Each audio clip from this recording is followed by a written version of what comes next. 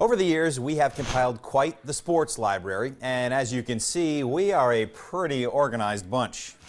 And you never know what you're going to find here in the sports closet. There's this tape roller, and we've got some awards in here that we've won over the years, and as you can see, there are plenty of tapes and endless stories on those tapes. So let's call this place, if you will, our Sports Edge time machine, and today we're going to throw it back to the 96-97 basketball season. It was the rookie year for Ray Allen, the former UConn star. Dennis Buckman was a reporter who went up there, and a young John Pearson tagged along, and here's what we came up with.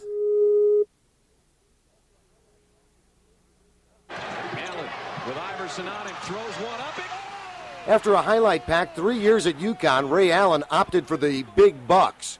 Actually, the Bucks opted for him, pulling off a draft day trade with Minnesota to get him.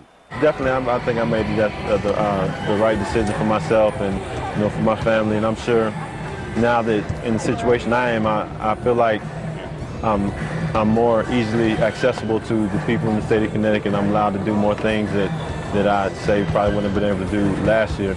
Ray's just had an excellent start here. He's such a pleasure to work with on and off the court, and I wish that more players come into the NBA with his attitude and the way he conducts himself. Of course, helping Ray make the adjustment to the NBA has been the Bucks' all-star forward, Vin Baker of Old Saybrook.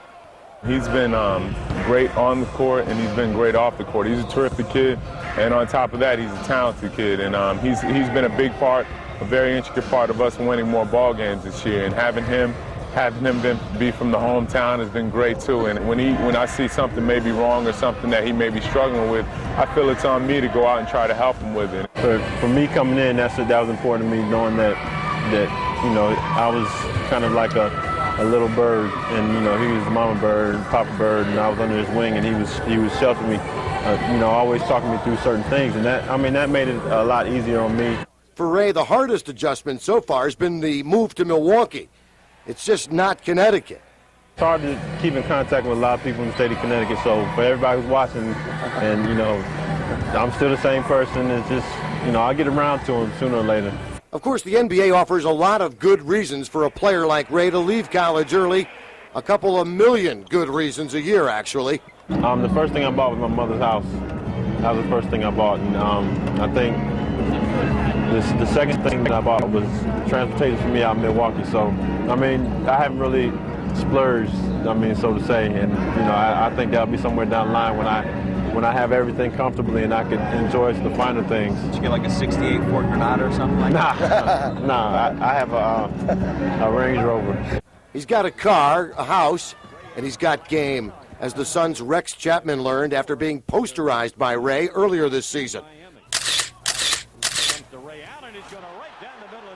A move right at the top of Ray's dunk-o-meter. My all-time favorite dunk was the dunk that I had against Seton Hall, and that was pretty much along the same lines. It was pretty much the same dunk, and now to do it the next level up, that has to be a 1 or 2 between those two dunks. Still, Ray knows he's got a lot to learn and that there's plenty of guys willing to school him.